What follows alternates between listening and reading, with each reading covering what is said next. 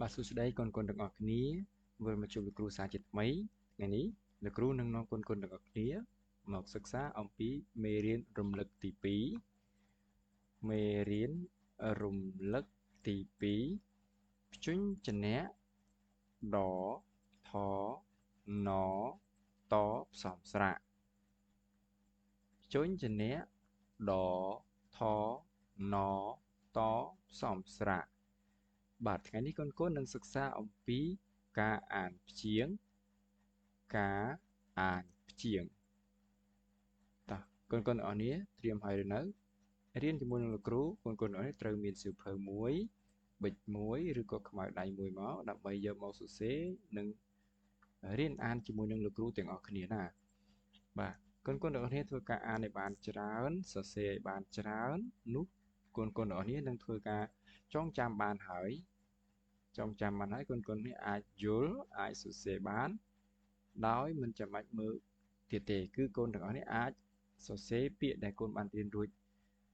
តែម្ដងដូច្នេះហើយសូមកូនទាំងអស់គ្នាមើលនៅ YouTube ដែរមេរៀនរបស់លោកគ្រូហើយមានជាសៀវភៅនិងប៊ិច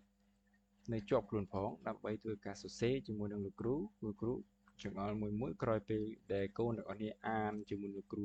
រួចហើយកូនទាំងអស់គ្នាធ្វើការសរសេរឡើងវិញដើម្បីឲ្យបានចេះចាំចំណាំពាក្យដែលបានរៀនជាមួយនឹងលោកគ្រូបាទតាឥឡូវកុំឲ្យខាត់ពេលយូរកូនទាំងអស់គ្នាយើងរៀនតែម្ដងណាការអានព្យាង្គការអានព្យាង្គបាទតាឥឡូវអានថអោថោថអោថោណអាវណៅដអឿដឿតអើតើដអំដំថអីថៃណអាំណាំដអៀដៀណអៃណៃតអោតោថអាថាណអណោះតអឿតឿណអាណាថអាថាដអឺដឺតាកូនៗនេះអានព្យាង្គដោយមិនបាច់ប្រកបនោះទេតាឥឡូវអានព្យាង្គដោយមិនបាច់ប្រកបទេយើងអានទាំងអស់គ្នាណាកូនណាថោណៅដឿ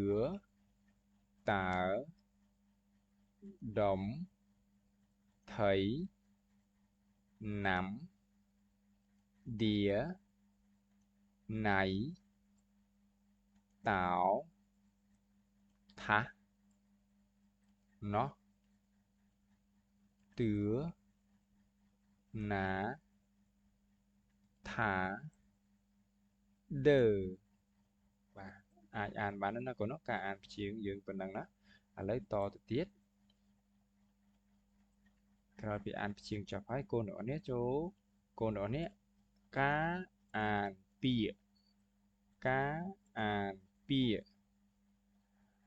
តោះកូនទាំងអស់នេះត្រៀមអានជាមួយលោកគ្រូទាំងអស់គ្នាណាយើងមានពាក្យនៅក្នុងនេះនៅក្នុងពណ៌ទឹកក្រូចនេះតើអានទាំងអស់គ្នាទៅកូនពីនេះអានថាថានីថានីចំណីចំណីដំដីដំដីតាខេតាខេចៅថោចៅថោកដៃកដៃចៅតូចៅតូដោះដូដោះដូដំណាំដំណាំចំណេះចំណេះចំណោះចំណោះតេះតោះតេះតោះបាទអានបានទេកូន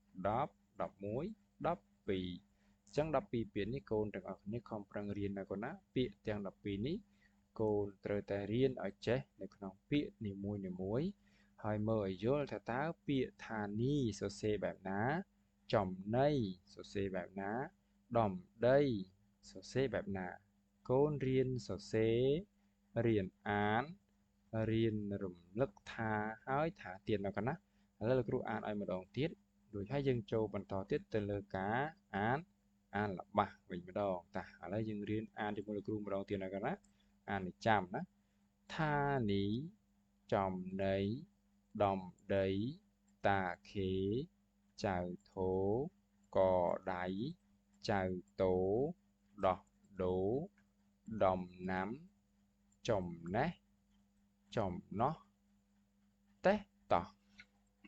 បាទអានបានហើយណាកូនណាហើយតទៅទៀតលោកគ្រូបង្រៀនតទៅទៀតគឺការ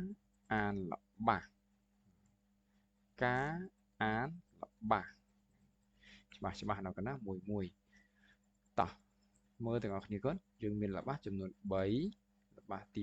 1ចៅតោដើរតេះតាចៅតោដើរតេះតា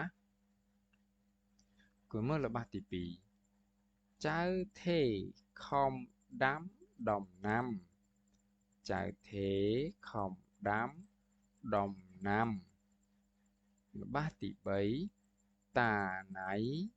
ចាំចៅតោចោះដីតាណៃចាំចៅតោចោះដីបាទនេះកូនណាអាចអានបានណាបាទយើងមាន3ល្បះមានល្បះទី1ទី2ទី3អញ្ចឹងល្បះនេះចេញជាល្បះក៏ដោយសារតែកូនទាំងអស់គ្នាបានអានព្យាង្គរួចហើយក្រោយពីអានព្យាង្គហើយអានពាក្យអញ្ចឹងពេលដែលពាក្យផ្សំចូលគ្នាបង្កើតបានជាល្បះអញ្ចឹងកូនឯងមើលល្បះទី1គេដាក់ថាចៅតោដើរតេះតាស្ដាប់បានហើយកូនចៅតោដើរតេះតាគឺមានន័យថាចៅតោគាត់ឈ្មោះថាតោណាចៅតោហើយចៅនឹងអត់ទាន់ដឹងថាស្រីឬប្រុសទេប៉ុន្តែឈ្មោះថាឈ្មោះតោអញ្ចឹងចៅតោដើរតេះតាមកទៀតឈ្មោះថាចៅថេណានេះអានថាចៅថេខំដាំដំណាំចៅថេខំដាំដំណាំល្បះទី3តាណៃចាំចៅតោចោះដីតាណៃចាំចៅតោចោះដីបាទអានបានណាកូនណាបើសិនជាអានអត់ទាន់បានទេកូនឯងមើលម្ដងហើយម្ដងទៀតមើល YouTube របស់លោកគ្រូហ្នឹងមេរៀនដែលលោកគ្រូបានបង្រៀនហ្នឹងមើលហើយមើលទៀតមើលរហូតទៅកូនគិតថាចេះហើយចាំហើយសរសេរបានហើយចាំកូនទៅបន្តទៀតណាកូនណាតពេញបំពងមានន័យថាកូនខំប្រឹងរៀនម្ដងបន្តិចកូននឹងទទួលបានផ្លែផ្កាហើយឥឡូវតទៅទៀតលោកគ្រូបង្រៀនអំពីការអានអត្ថបទខ្លីយើងអានថាម៉េចកូនការអានអត្ថបទខ្លីអញ្ចឹងប្រវែងហ្នឹងគឺអានថាការអានអត្ថបទខ្លីឥឡូវកូនមើលអត្ថបទខ្លីយើងឥឡូវគួរអត់ទាន់ឲ្យឃើញអក្សរទេគួរឲ្យកូនឯងមើលសិននេះឃើញទេឃើញមានសត្វឆ្កែឃើញមានចៅនេះឈ្មោះអីកូនដឹងចៅណៃឬក៏ចៅតោអូតាណៃនេះតាណៃនៅកណ្ដាលនេះតាណៃហើយនេះមានចៅថេនិងមានចៅតោប៉ុន្តែនៅក្នុងអត្ថបទយើងមិញនៅក្នុងល្បះយើងមិញយើងមានចៅថេខំដាំដំណាំអញ្ចឹងកូនឯងអាចទូទាយបានហើយកូនថារូបភាពកូនក្មេងប្រុសម្នាក់នេះឈ្មោះអីកូនគាត់ប្រហែលជាឈ្មោះចៅថេហើយមែនទេកូនដែលគាត់មើលសកម្មភាពគាត់ធ្វើអីសកម្មភាពគាត់ខំប្រឹងដាំដំណាំឥឡូវយើងអានអត្ថបទទាំងអស់គ្នាកូនមកដល់ហើយនេះលោកគ្រូមានអត្ថបទគឺចាំដំណាំគឺចាំដំណាំកូនឯងមើលគឺមួយណាកូននេះរូបភាពនេះគឺមួយណាគឺមួយណានេះហើយកូនណាបាទនេះត្រឹមត្រូវណាគឺឆ្កែនេះមានឈ្មោះថាគឺចាំដំណាំតោះ នេះចំណងជើងនៅក្នុងអត្ថបទខ្លីយើងឥឡូវយើងអានទាំងអស់គ្នានៅកណ្ដោតាតូដាំដំណាំតាតូដាំដំណាំគឺចាំដំណាំតាតូគឺចាំដំណាំតាតូចៅថៃដាំដំណាំដែរអូក៏ได้មែនទេឈ្មោះថៃនេះចៅថៃដាំដំណាំដែរនេះចៅថៃនេះក៏ណានេះតាតូកំពុងតែដាំដំណាំគឺចាំដំណាំរបស់តាតូតបមកទៀតគឺចៅថៃដាំដំណាំដែរនេះអញ្ចឹងយើងតទៀតគាត់គឺចាំដំណាំចៅថៃបាទគឺចាំដំណាំចៅថៃដំណាំតាតូដំណាំចៅថៃដោះកកបាទដំណាំតាតូដំណាំចៅថៃដោះកកពេលនេះអានថាដោះកកណាកណាឥឡូវខ្លួនឯងទៅមើលរូបភាពបន្តទៀតនេះដំណាំតាណៃនេះខ្លួនឯងឃើញមកជួររបស់គាត់នេះគឺជាដំណាំរបស់តាណៃហើយមកជួរខាងនេះគឺជាដំណាំរបស់ចៅ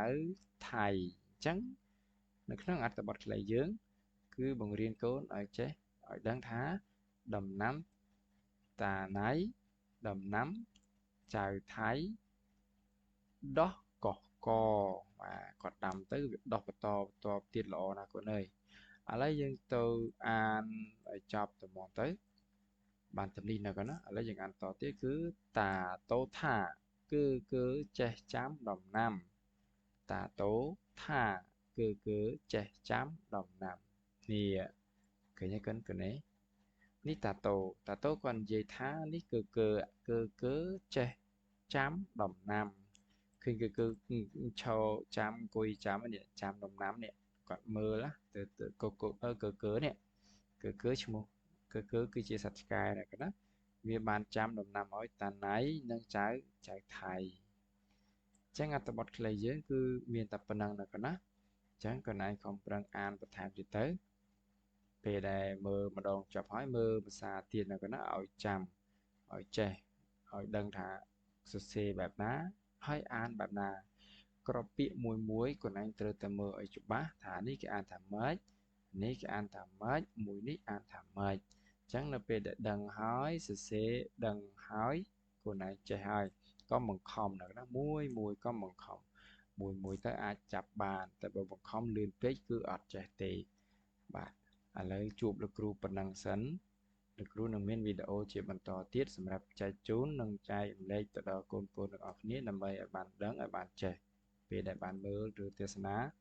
វីដេអូរបស់លោកគ្រូអញ្ចឹងបើសិនជាកូនពេញចិត្តក៏ដូចជាពុកម្ដាយណាព្យាបាលរបស់កូនតូច